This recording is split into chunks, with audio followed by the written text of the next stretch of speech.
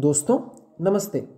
आज हम लोग एनसीईआरटी की क्लास 7th की हिस्ट्री की टेक्स्ट बुक अवर पास्ट 2 के chapter 6 towns traders and crafts person को डिस्कस करने जा रहे हैं। जैसा कि शीर्षक से ही स्पष्ट है, इस चैप्टर में कस्बों, व्यापार और शिल्पकारों इत्यादि का वर्णन किया गया है। अब सवाल यह उठता है कि ये व्यापारी, कस्बे और शिल्पकार किस समय के हैं। तो यह भारत के मध्ययुगीन कस्बों के बारे में इस चैप्टर में बताया गया है। अब मध्ययुगीन समय कौन सा है? तो भारत में मध्ययुगीन काल को मुख्यतः दो भागों में विभाजित किया जा सकता है। सबसे पहला अर्ली मेडिवल पीरियड, जो कि 6ठी शताब्दी से 13वीं शताब्दी तक माना गया। इसके बाद लेट मिडिवल पीरियड, जो कि 13वीं शताब्दी से 16वीं शताब्दी तक, जहाँ पर मुगल साम्राज्य की शुरुआत हुई सन 1526 में, वहाँ तक लगभग इसको माना गया। अब भारत के मध्ययुगीन कस्बे जो थे वो कई प्रकार के थे, जैसे टेम्पल टाउन यानी मंदिर नगर, एडमिनिस्ट्रेटिव सेंटर्स या प्रशासनिक केंद्र, कॉमर्शियल टाउन या वाणिज्यिक केंद्र, या पोर्ट टाउन, बंदरगाह या पत्तन नगर, जो कि उनके कार्य के हिसाब से, उनमें जिस तरह के कार्य किए जाते थे या जिसके हिसाब से उनकी शुरुआत हुई, उनके हिसाब से उनके नाम दिए चले गए। अब एक बात और यह भी है कि जरूरी नहीं है कि वह कस्बा सिर्फ मंदिर कस्बा हो या प्रशासनिक केंद्र हो या वाणिज्यिक कस्बा हो या बंदरगाह नगर हो, बल्कि एक कस्बे में एक से ज़्यादा गतिविधियां भी हो सकती थीं। नीचे एक मैप दर्शाया गया है। इसमें भारत के प्रमुख शिल्पकार या क्राफ्ट्स पर्सन या एडमिनिस्ट्रेटिव सेंटर्स जैसे सूरत, हम्पी, मसूलीपट्टनम इत्यादि को भी दिखाया गया है। चलिए पढ़ते हैं आगे चैप्टर। इसमें सबसे पहले प्रशासनिक केंद्र के रूप में तंजावुर का उदाहरण दिया गया है, जो कि चोला राजाओं की राजधानी हुआ करती थी। और इसमें बताया गया है कि यहाँ पर सुंदर कावेरी नदी 12 वर्षों तक बहती थी। यहाँ पर राज राजेश्वर करके एक मंदिर था, जिसे किंग राज राजा चोला ने बनवाया। और इसका प्रमुख, ये जो मंदिर था, इस पे श्री कुंज रामल्लन राज राजा पेरुंथचन, जिन्होंने अपना नाम इस मंदिर की दीवारों पर उत्कीर्ण करवाया, वे बहुत अच्छे वास्तुकार थे, बड़े अच्छे आर्किटेक्ट थे। इसके पीछे राजा के महल बने गए हैं, जिन्हें मंडप कहा गया, इंग्लिश में से पवेलियन कहते हैं। यहाँ पर राजा अपने दरबार लगाते थे और अपने अधीनस्थ जो उनके जमींदार या जागीरदार होते थे उनको आदेश देते थे। यहाँ पर सेना के लिए घर भी बनाए गए थे, बैरक यानी सैनिकों के रहने का घर। यहाँ पर अनाज, मसाले, कपड़े, आभूषण इत्यादि का व्यापार होता था। और पानी की आपूर्ति के लिए कुओं और तालाबों का सहारा लिया जाता था। यहाँ पर सलिया बुनकर थे, जो कि तंजावुर और पास के उरैयार कस्बे के रहने वाले थे। वे अलग अलग तरह के कपड़े बनाते थे, जिसमें मंदिर के उत्सवों के लिए झंडे, राजाओं और उच्च वर्ग, नोबिलिटी यानी उच्च वर्ग, बड़े पैसे वाले लोग या अच्छे पदों पर आसीन लोग, उनके लिए अच्छे सूती वस्त्र और कोर्स कॉटन यानी कि मोटा रफ कॉटन का कपड़ा, मासेस यानी सामान्य लोगों के लिए बनाते थे। यहाँ से कुछ दूरी पर ही स्वामी मलाई है, जहाँ पर स्थापति या स्कल्पचर्स, मूर्ति निर्माण करने वाले लोग रहते थे, जो कि एक्सक्विसिट ब्रॉन्ज आइटम्स यानी कि उत्तम क्वालिटी की कांसे की मूर्तियां और tall ornamental bell metal lamps, लंबे अलंकृत घंटा धातु के दिए भी बनाते थे। घंटा धातु क्या है, यह आगे आपको वर्णन किया जाएगा। इसके बाद temple towns and pilgrimage centre, मंदिर कस्बा या तीर्थ स्थल, यहाँ पर भी इन्होंने तंजावुर का ही उदाहरण लिया है। तो Thanjavur is also an example of a temple town, यानी तंजावुर जो आगे पहले प्रशासनिक केंद्र के रूप में जिसका उदाहरण दिया गया था, उसी को टेम्पल टाउन के रूप में भी उदाहरण दिया गया है। आगे ये कहना चाहते हैं कि मंदिर के जो कस्बे होते थे वो नगरीकरण का एक महत्वपूर्ण उदाहरण है। इससे हमको पता चलता है कि सिटीज़ या नगर कैसे डेवलप हुए, कैसे विकसित हुए। तो मंदिर प्रायः करके अर्थव्यवस्था और सामाजिकता का एक केंद्र हमेशा से रहे हैं। जो शासक होते थे वो अलग अलग देवी देवताओं के प्रति अपनी श्रद्धा का प्रदर्शन करने के लिए मंदिर बनवाते थे। साथ ही वे इन मंदिरों को भूमि या पैसे के रूप में अनुदान भी देते थे, जिससे वे अपनी ज़रूरतें पूरी कर सकें, अपने विस्तृत धार्मिक क्रियाएं पूरी कर सकें, तीर्थयात्रियों और पुजारियों को खाना खिला सकें और अनेक तरह के त्योहारों को सेलिब्रेट कर सकें, मना सकें। यहाँ पर जो तीर्थयात्री आते रहते थे वे भी मंदिर को अपना डोनेशन या दान देते रहते थे। Bronze, bell metal and the lost wax technique, इस हिस्से में कांस्य धातु, घंटा धातु और लुप्त मोम तकनीक, जिनकी मदद से ये स्कल्पचर्स या मूर्तियाँ वगैरह बनाते थे। जैसा कि आप चित्र में देख रहे हैं, इसमें एक कृष्ण भगवान की मूर्ति है जो कालिया नाग के सिर पर खड़े नृत्य कर रहे हैं। इस मूर्ति को इन्होंने लॉस्ट वैक्स टेक्निक से बनाया हुआ है। अब ये टेक्निक क्या है, ब्रॉन्ज मेटल क्या है, ये देखते हैं। ब्रॉन्ज एक तरह का मिश्र धातु है। कांस्य, ब्रॉन्ज को हिंदी में कांस्य कहते हैं, एक तरह का मिश्र धातु है जिसमें तांबा और टिन मुख्य रूप से पाया जाता है। लेकिन कांस्य धातु में मैं आपको एक बात बताऊं कि लगभग 80 से 85% का तांबा और 12 से 15% तक का टिन होता है। इसके अलावा अन्य धातुओं में आर्सेनिक, फॉस्फोरस इत्यादि होते हैं। लेकिन बेल मेटल जो बनता है उसमें प्रोपोर्शनेटली या अनुपातिक रूप से टिन की मात्रा कंपैरेटिवली, तुलनात्मक रूप से ज़्यादा होती है। इस वजह से इसकी जो आवाज़ होती है वो घंटी की तरह होती है। अब सामान्य कांस्य को, जिसमें 80 से 85% तांबा और 12 से 15% टिन होता है, उसको बजाएं तो उसकी आवाज़ इतनी अच्छी नहीं होगी। लेकिन इस बेल मेटल में टिन की मात्रा को ज़्यादा करने से उसकी साउंड, उसकी रेजोनेंस बहुत अच्छी हो जाती है। तो ये एक मूर्ति बताई गई है। और ये लॉस्ट वैक्स टेक्निक से किस तरह से बनी है ये बताते हैं।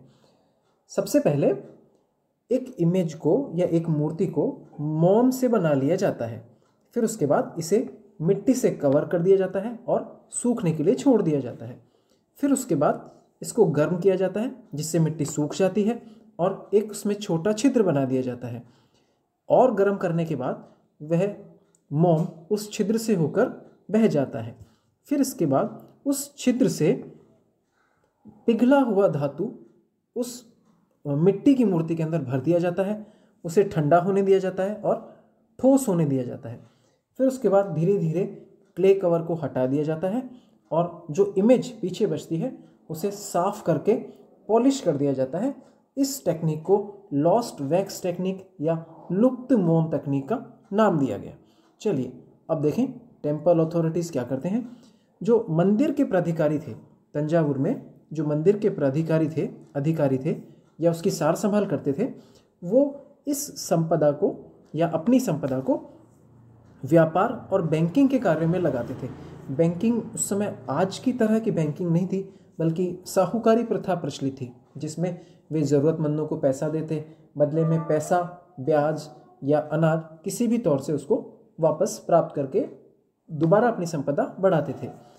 यहाँ पर काफ़ी बड़ी संख्या में धीरे धीरे पुजारी, मजदूर, आर्टिजन यानी शिल्पकार और व्यापारी नगर के निकट रहने लगे या निवास करने लगे, अपनी ज़रूरतों को पूरा करने के लिए और तीर्थयात्रियों की ज़रूरत को पूरा करने के लिए।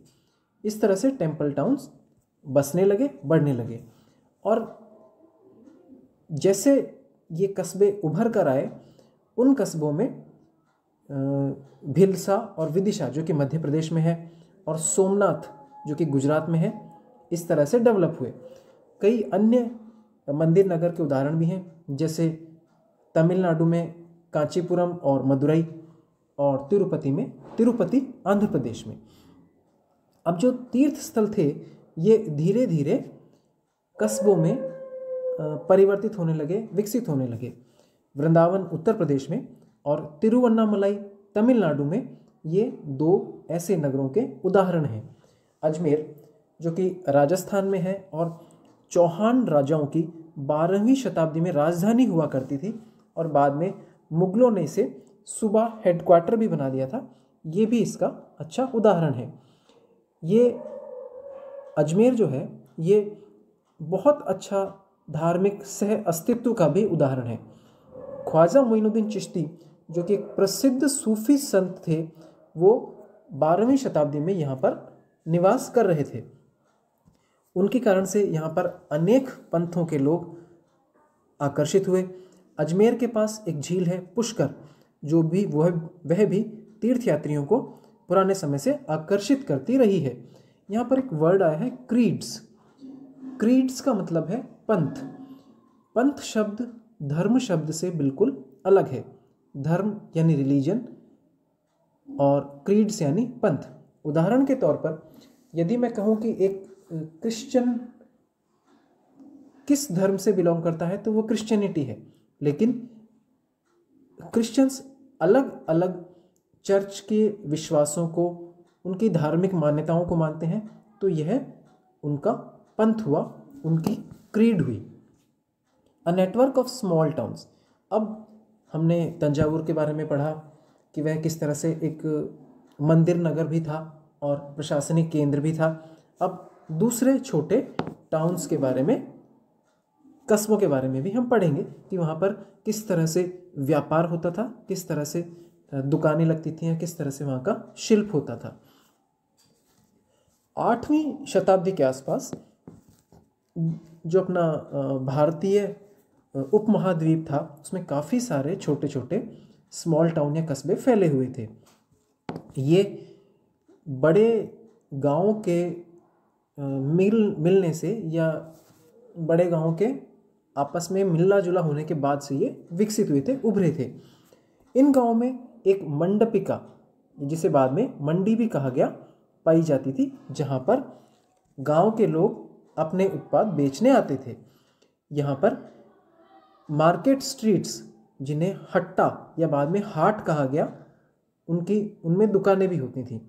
मार्केट स्ट्रीट से यहाँ पर मतलब है एक ऐसा मार्केट जो टेम्पररी हो और हफ्ते में किसी विशेष दिन, किसी भी एक फिक्स दिन, मान लीजिए सोमवार को लग गया या मंगलवार को लग गया, इस तरह से वहाँ पर दुकानें लगाई जाती थी।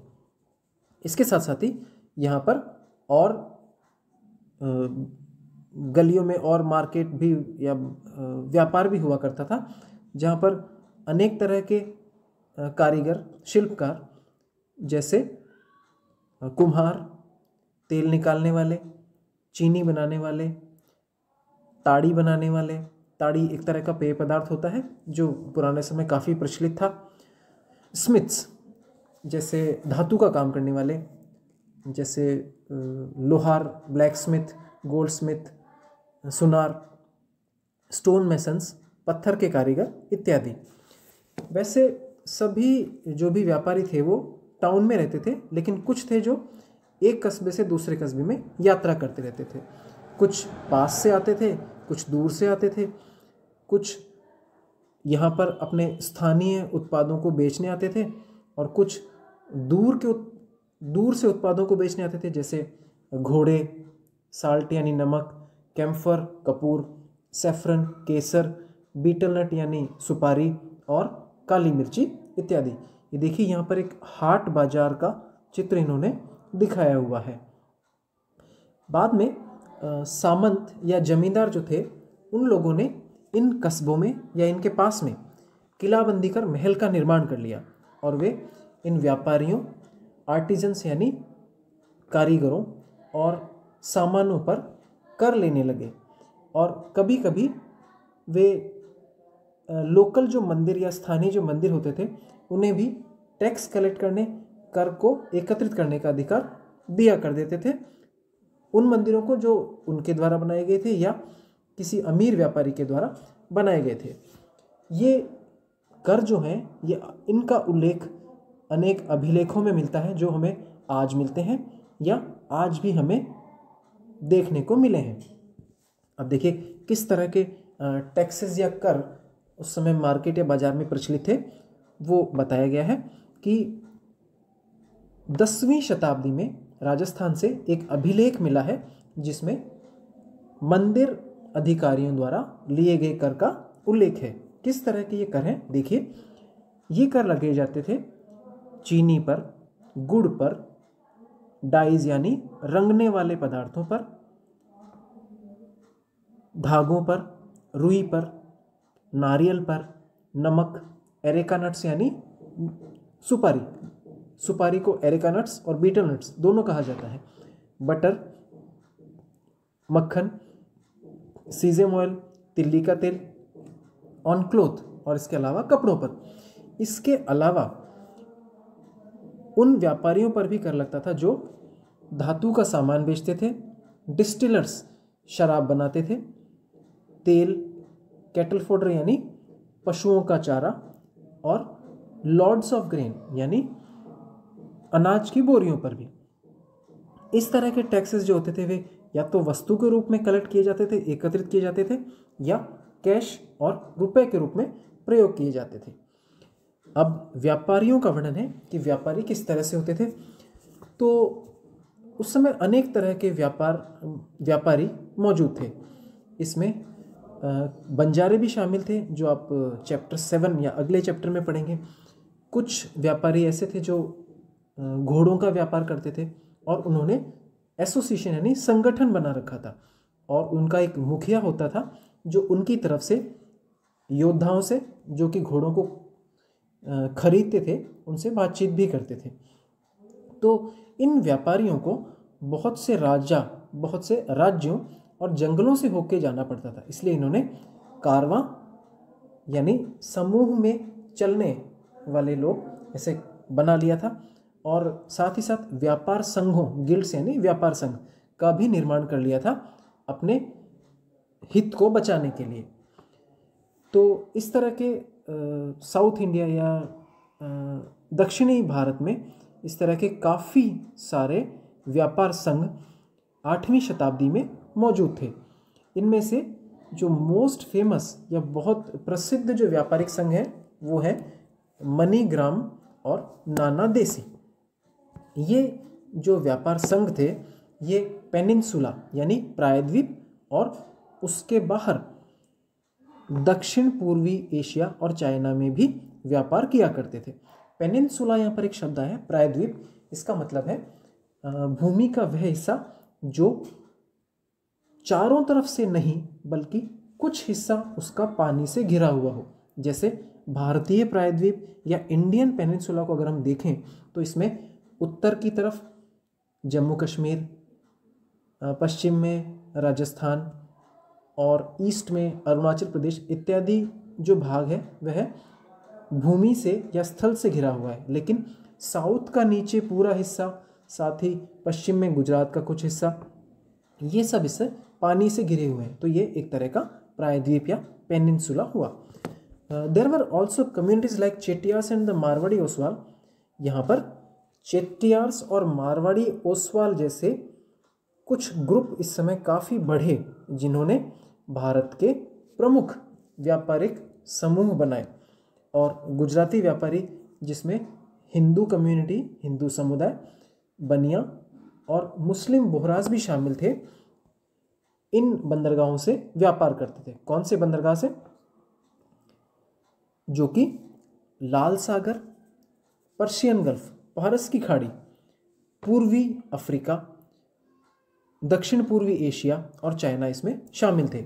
यहाँ पर ये लोग टेक्सटाइल्स यानी वस्त्र और मसाले बेचते थे, और उसके बदले में सोना और हाथीदांत अफ्रीका से, और मसाले, टिन, चाइनीज़ ब्लू पॉटरी और चांदी साउथ ईस्ट एशिया यानी दक्षिण पूर्वी एशिया और चाइना से लेकर आते थे।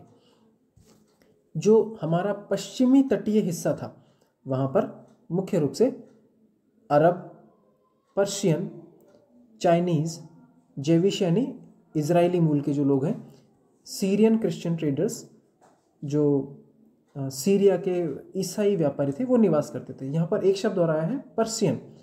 पर्शियन मुख्य रूप से ईरान के 60% लोग पर्शियन ही हैं, तो ये एक ईरान का एथनिक ग्रुप है। आप इन्हें ईरानियंस भी समझ सकते हैं। Indian spices and cloth sold in the Red Sea ports were purchased. जो भारतीय मसाले और वस्त्र थे वो लाल सागर बंदरगाहों पर इटालियन व्यापारियों द्वारा खरीदे जाते थे और फाइनली परिणामिक रूप से ये यूरोपियन मार्केट पहुंच जाते थे, जहां पर इन्हें बहुत ही अच्छा लाभ मिलता था।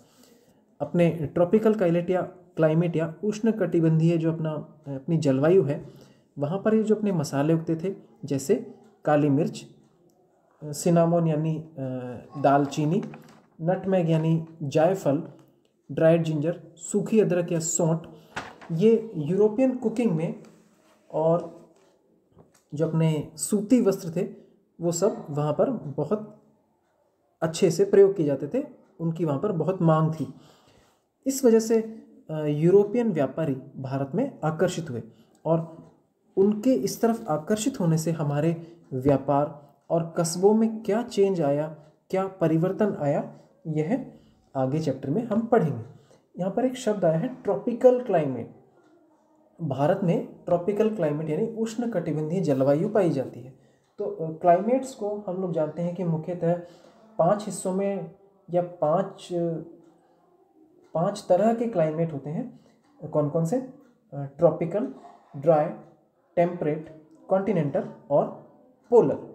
चलिए अब काबुल के बारे में कहा गया है कि यहाँ की जो विषम और पहाड़ी परिस्थितियाँ थी, जो कि काबुल अभी अफगानिस्तान में है, उस वजह से यह 16वीं शताब्दी के शुरू से या 16वीं शताब्दी के प्रारंभ से राजनीतिक और कमर्शियली यानी वाणिज्यिक रूप से काफ़ी महत्वपूर्ण बन गया था। काबुल और कंधार जो कि प्रसिद्ध सिल्क रूट से जुड़े हुए थे, मतलब है सिल्क का और रेशम का व्यापार इसी रास्ते से होता था। इसके साथ साथ यहाँ पर घोड़ों का व्यापार भी किया जाता था और इस संबंध में 17वीं शताब्दी में एक हीरे के व्यापारी थे, जीन बैप्टिस्टे टेवर्नियर। इन्होंने एक अनुमान लगाया कि काबुल में लगभग 30,000 रुपये प्रति वर्ष का कारोबार होता है, जो कि उस समय के हिसाब से बहुत बड़ी रकम समझी जाती थी। इसके साथ साथ ऊंट वहाँ पर सूखे फल, खजूर, गलीचे, रेशम और इसके साथ साथ ताज़ा फल भी काबुल से महाद्वीप में और दूसरी जगहों पर भेजे जाते थे। इसके साथ साथ वहाँ पर गुलाम भी बेचे जाते थे या बेचने के लिए लाए जाते थे। अब इन नगरों में किस तरह की क्राफ्ट थी या किस तरह की शिल्पकला थी, ये देखते हैं। तो बिदर के जो क्राफ्ट्स पर्सन या शिल्पकार होते थे, वे इनले वर्क यानी जड़ाई के कामों में, जो कि तांबे और चांदी पे की जाती है, इतने प्रसिद्ध हो गए थे कि इस कला का नाम ही बिदरी पड़ गया। और पांचाल और जो विश्वकर्मा समुदाय के लोग थे, जिसमें गोल्ड स्मिथ यानी सुनार, ब्रॉन्ज स्मिथ यानी कसेरे, ब्लैक स्मिथ यानी लोहार, मेसन्स यानी कारीगर एंड कारपेंटर्स और बढ़ई, जो कि किसी भी मंदिर को बनाने के लिए बहुत ज़रूरी थे, उन्होंने महलों को बनाने में, बड़ी बिल्डिंग्स यानी बड़े भवनों को बनाने में, टैंक्स, तालाबों, रिजर्वर्स, जलाशयों को बनाने में अपना बहुत योगदान दिया। साथ ही सलियार और कैकोलर्स के जो बुनकर थे, वो इतने समृद्धिशाली समुदाय में परिवर्तित हुए कि उन्होंने मंदिरों को भी दान देना शुरू कर दिया। और साथ ही साथ कॉटन की सफाई, स्पिनिंग यानी बुनाई और रंगाई इत्यादि के काम बिल्कुल विशेषज्ञता से होने लगे, यहाँ तक कि इन्होंने एक स्वतंत्र शिल्पकला या स्वतंत्र व्यवसाय का रूप भी ले लिया। चलिए जी, अब आगे समय के साथ साथ इन कस्बों का रूप या उनकी किस्मत किस तरह से बदलती गई ये बताया गया है। कुछ कस्बे जैसे अहमदाबाद जो गुजरात में है बड़ा वाणिज्यिक शहर बन गया, लेकिन तंजावुर जिसका वर्णन शुरू में एडमिनिस्ट्रेटिव टाउन या टेम्पल टाउन के रूप में किया गया था, वह अपना महत्व और अपना आकार धीरे धीरे खोने लगा। मुर्शिदाबाद जो कि वेस्ट बंगाल में है, भागीरथी नदी के किनारे पे है और यह रेशम का मुख्य केंद्र हुआ करता था। धीरे धीरे वह भी उसका भी पतन होने लगा। किस वजह से? क्योंकि वहाँ के जो बुनकर थे वो इंग्लैंड की मिलों से आने वाले सस्ते कपड़े का मुकाबला, प्रतिस्पर्धा नहीं कर पाए। अब देखिए, एक दूसरे नगर हम्पी, उसके बाद मसूलीपट्टनम और उसके बाद में सूरत के बारे में भी बताया गया है कि वहाँ की वास्तुकला किस तरह की थी, वहाँ के शिल्पकार कैसे थे और वहाँ के नगर किस तरह के बने हुए थे। सबसे पहले हम्पी नगर के वास्तुकला के सौंदर्य का वर्णन किया गया है। हम्पी नगर जो था वह कृष्ण तुंगभद्रा नदी की घाटी पर स्थित था और यह विजयनगर साम्राज्य जो कि 1336 में स्थापित हुआ उसका प्रमुख केंद्र था। इसकी स्थापत्य कला या इसके भवनों के निर्माण के बारे में बताया गया है कि वहाँ जो भवन बने हुए हैं उनमें उनकी ईंटों को जोड़ने में किसी भी तरह के चूने या सीमेंटिंग एजेंट का यूज़ नहीं किया गया है, बल्कि ईंटों की संरचना कुछ ऐसी है कि उनको आपस में इंटरलॉकिंग यानी गुथा कर ही आपस में जोड़ा गया है। ये देखिए, यहाँ पर इसकी दीवार का एक चित्र बनाया हुआ है जिसमें बीच में किसी भी तरह की सीमेंट या चूने का प्रयोग नहीं किया गया है। अब एक पुर्तगाली ट्रेवलर या यात्री थे डोमिंगो पेस, इन्होंने हम्पी का 16वीं शताब्दी में किस तरह से वर्णन किया गया है। इन्होंने बताया है कि आप इस नगर में जाएंगे तो यह गोवा नगर जाने वालों के लिए एक द्वार की तरह बनाया हुआ है, जिसमें एक बहुत ही मजबूत शहर है और इस मजबूत शहर को दीवारों और बुर्जों से संरक्षित किया गया है। और यहाँ की जो दीवारें हैं वो दूसरे शहरों की तरह नहीं है, बल्कि बहुत ही मजबूत कारीगरी का नमूना है, जो कि माफ़ कीजिए, दूसरे भारत के दूसरे हिस्सों की तरह नहीं है। और इसके अंदर बहुत ही सुंदरता से बिल्डिंग्स या इमारतों की कतारें हैं जिन पर बहुत ही फ्लैट या चपटी छतें बनाई गई हैं। फिर नीचे कहा गया है कि हम्पी का जो आर्किटेक्चर है वो डिस्टिंक्टिव यानी विशिष्ट था और इसके जो रॉयल कॉम्प्लेक्स यानी महल जो बने हुए हैं, शाही महल जो बने हुए हैं, वहाँ पर बहुत ही भव्य गुंबद और मेहराब बनाए गए हैं। साथ ही साथ इसके जो पिलर्ड हॉल यानी खंभों पर जो टिकाकर हॉल बनाए गए हैं, वहाँ पर निचेज यानी ताक बनाए गए हैं स्कल्पचर्स या मूर्तियों को रखने के लिए। यहाँ पे बहुत ही वेल प्लान यानी व्यवस्थित ऑर्कार्ड्स यानी फलों के बगीचे और सुंदर गार्डन हैं, जहाँ पे सुंदर मूर्तियाँ रखी गई हैं फूलों की और कॉर्बेल्स की। फिर कहा गया है कि यह 15वीं और 16वीं शताब्दी में इसका यह एक समृद्धशाली समय था, जहाँ पर इसमें वाणिज्यिक और सांस्कृतिक गतिविधियाँ बहुत हुआ करती थी। मुस्लिम व्यापारी, चेट्टीज़ और साथ में यूरोपियन व्यापारियों के जो एजेंट्स या नुमाइंदे हुआ करते थे और पुर्तगाली, ये सब कुछ इस समय मार्केट में हलचल बनाए रखते थे। इसके साथ साथ इसमें जो मंदिर हैं वह सांस्कृतिक गतिविधियों का केंद्र हुआ करते थे। यहाँ पे देवदासियाँ नृत्य किया करती थीं और इसके साथ साथ राजा जो थे वो विरूपाक्ष, एक शिव जी का रूप है, उनका अवतार है। वहाँ पे एक मंदिर बना हुआ है जिसमें हॉल में बहुत सारे खंबे लगे हुए हैं, वहाँ पे नृत्य किया करती थी, वहाँ राजा बैठ के उनको देखा करते थे। फिर महानवमी उत्सव जो आजकल दक्षिण में नवरात्रि के नाम से मनाया जाता है, वह भी वहाँ का एक महत्वपूर्ण त्यौहार हुआ करता था।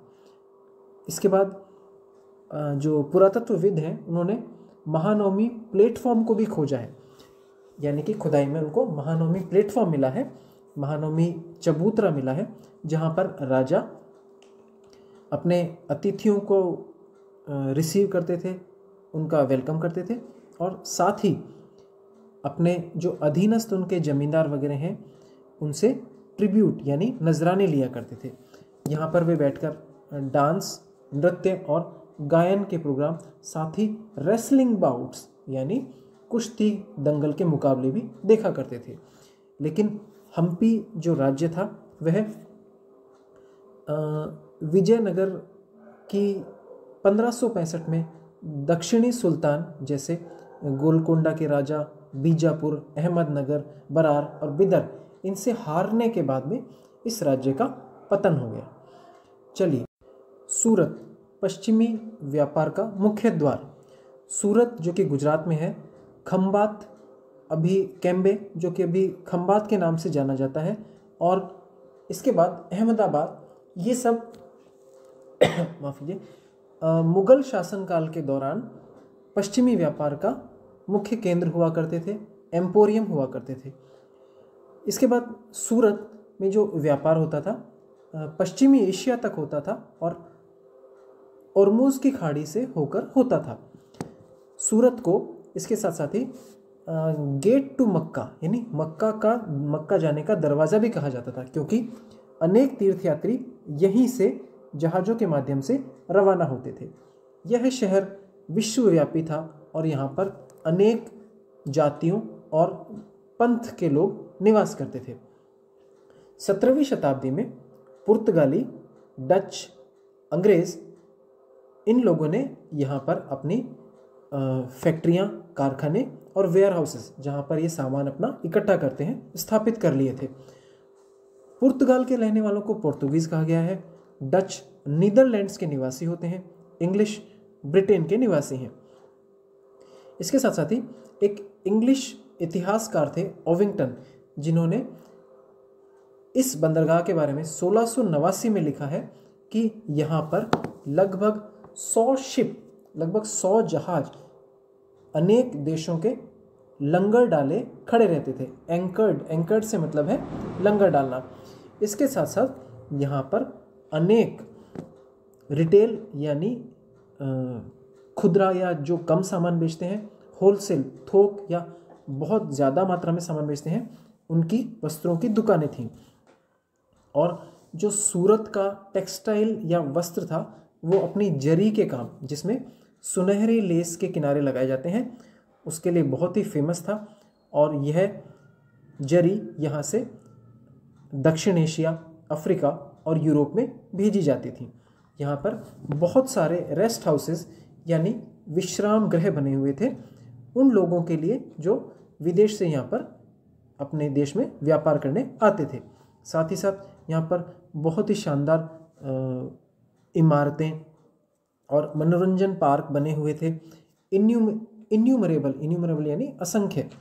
इसके साथ साथ काठियावाड़ सेठ और महाजन से मतलब साहूकार, जो पैसा देते और लेन देन का काम किया करते थे, उस समय के बैंक मान सकते हैं, तो ये भी सूरत में हुआ करते थे।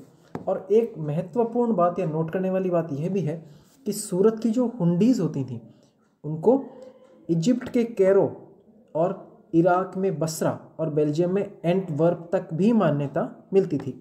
हुंडीज़ का मतलब यहाँ पे बताया गया है कि ये मान लीजिए आपने उस समय लेन देन के लिए और बैंकिंग या नेट बैंकिंग जैसे साधन नहीं थे, तो मान लीजिए आपको एक देश से दूसरे देश में जाना है तो पैसा लेके जाना बहुत ही रिस्की या ख़तरनाक हो सकता था।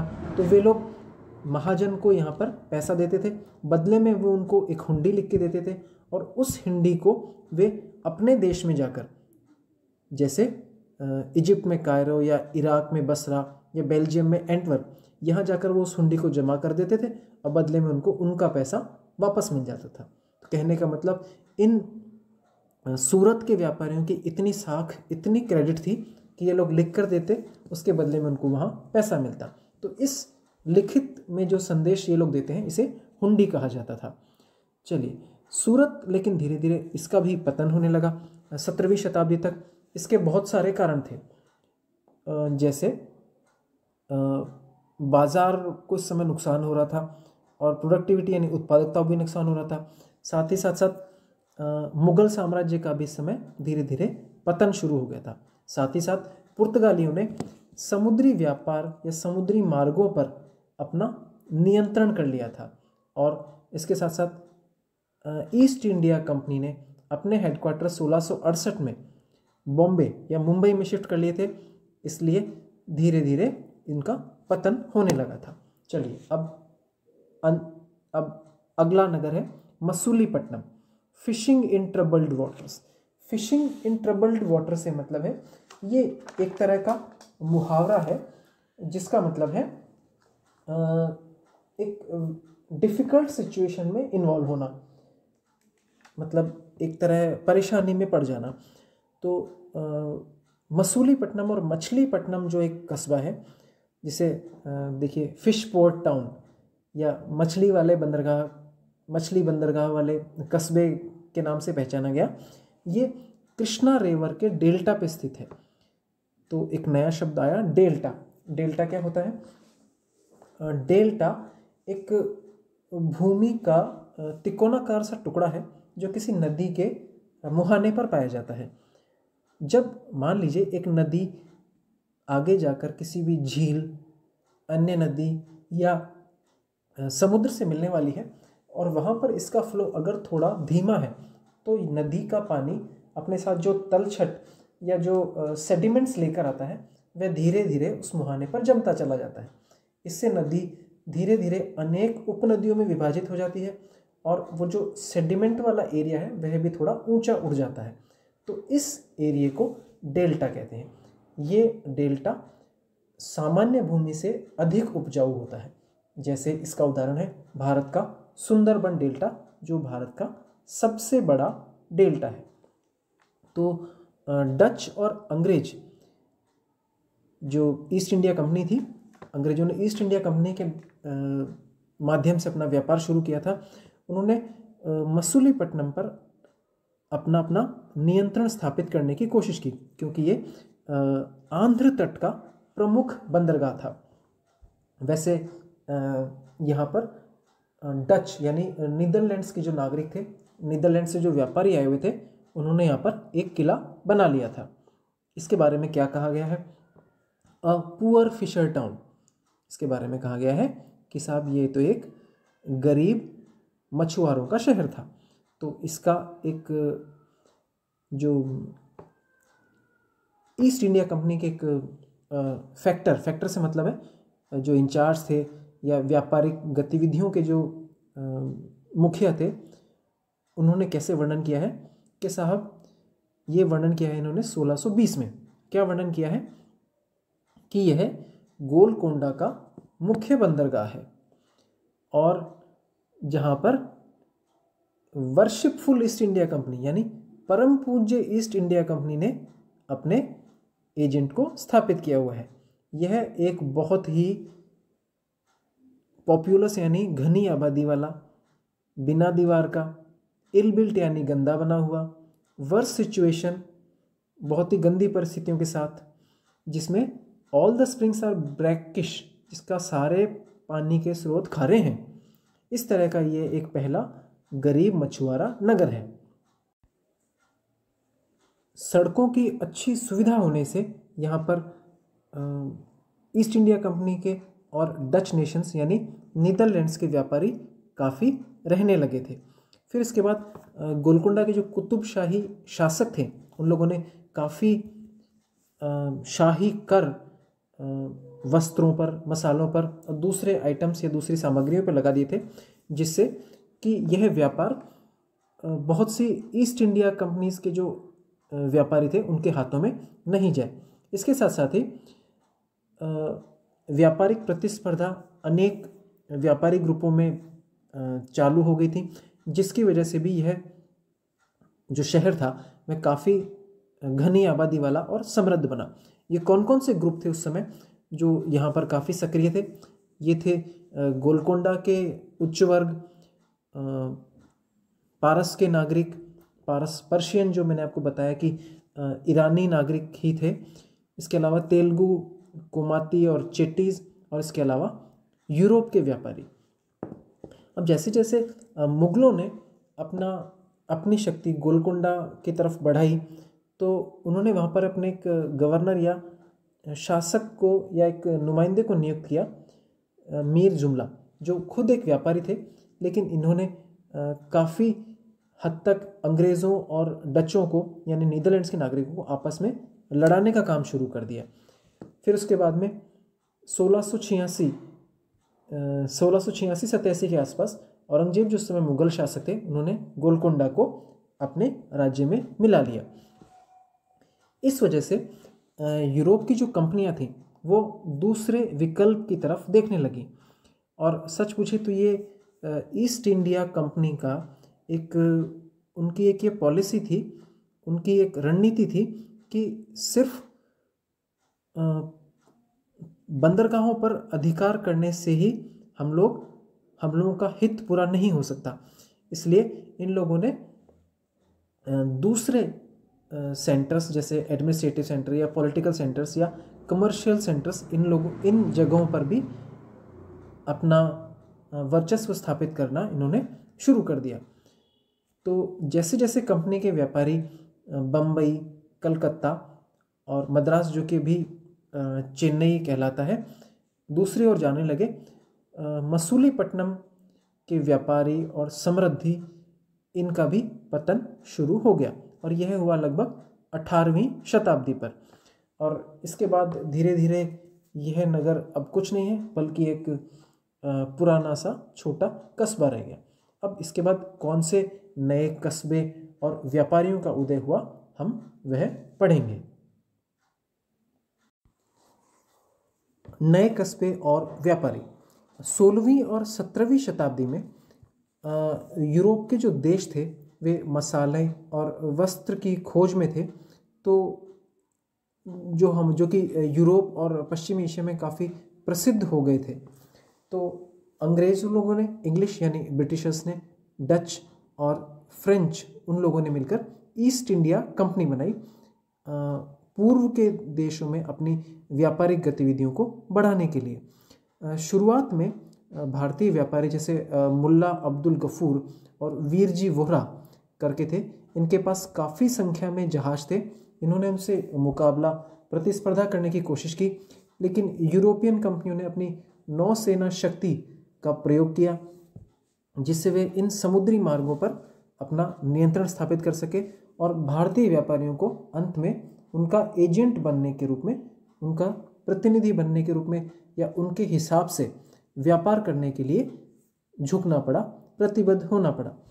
इसके बाद अंग्रेज़ लोगों ने इस महाद्वीप पर अपना वर्चस्व राजनीतिक और कमर्शियल रूप से स्थापित करने में कामयाब रहे।